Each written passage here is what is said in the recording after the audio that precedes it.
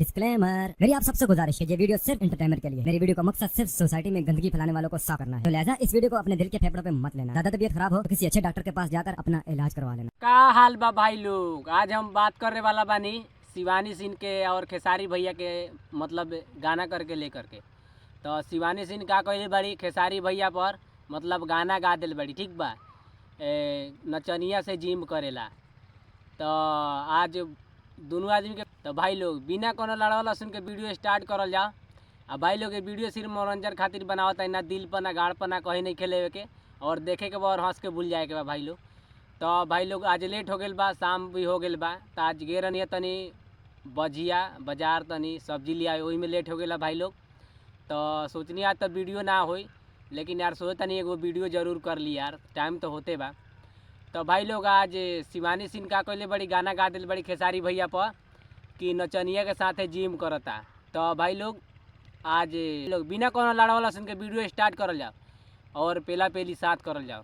चलो शिवानी सिंह आखिर क्यों गाना गाए खेसारी लाल पर नचनिया संगे जिम?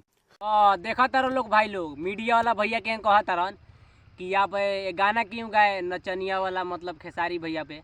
तो ये भैया तोरा से कहल जाता नहीं मीडिया वाला भैया से कि का हो मर्दे, मतलब वो मतलब जिम करता रन, सेक्स वाला जिम करता रन, तो वो सही बा। गा दिला गाना तो मने खराब हो गए, माने सही कहल गेल बा हो मर्दे। ऊ करत त माने रस लीला, आई करत त करेक्टर ढीला।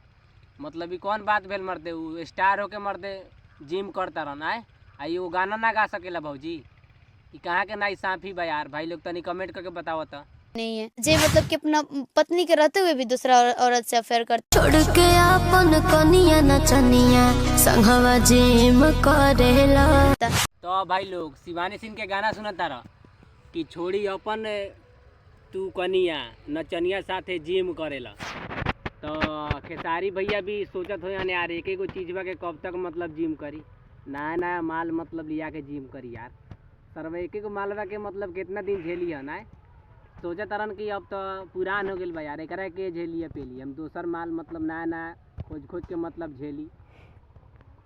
सही बा यार, खेसारिये भैया का तो राज बा यार, मतलब नचनिया साथे जिम करता रहन, ऊ वाला करता रहन, और मतलब उनकरे मजे बा यार, हमनी के लाड़ मजा बा।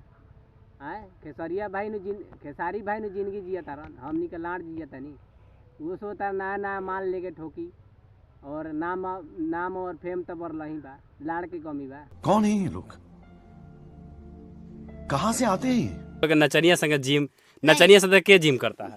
नहीं तो देखा तार लोग भाई लोग, मीडिया वाला भैया के कहा तारन कि मतलब नचनिया छोड़ के मतलब नचनिया के साथ के जिम करता है। तो हम बताओ तनी भैया के करेला, हम करे नहीं या खेसारी भैया करेलन मर्द, ये तोरा पता नहीं है कि के करेला जिम हो? जितना भोजपुरी इंडस्ट्री में बा लोग सब के जिमे करेला या भाई लोग। तो नहीं उ वाला जिम ना समझिया, मतलब जिम नहीं ई वाला जिम मतलब कुछ भी ना समझिए लोग भाई लोग।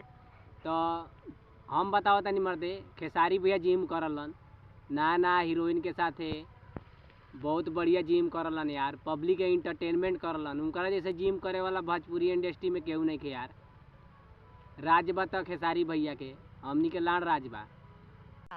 तो बस भाई लोग आज के वीडियो यही समाप्त करता नहीं, और भाई लोग अच्छा लगे तो लाइक सब्सक्राइब करिए लोग। और भाई लोग शिवानी सिंह मतलब गादर बाड़न खेसारी भैया पर कि नचनिया साथे जिम करेला।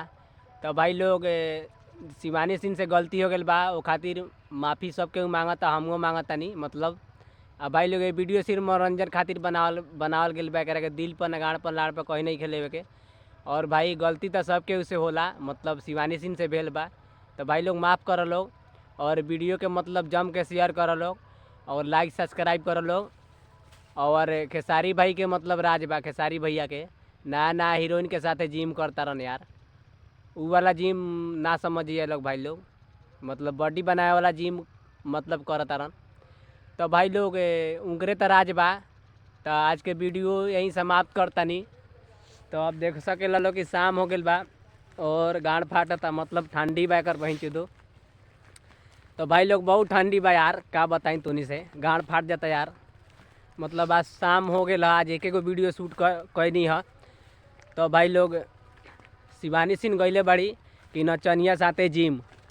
तो भाई लोग वीडियो के सिर्फ मनोरंजन खातिर देखिए लोग, मनोरंजन में देखिए लोग, ना दिल पर ना गाड़ पर ना लाड़ पर कहीं ना लिए लोग, और देखिए लोग और हंस के भूल जाइए लोग। तब तक के लिए बाय।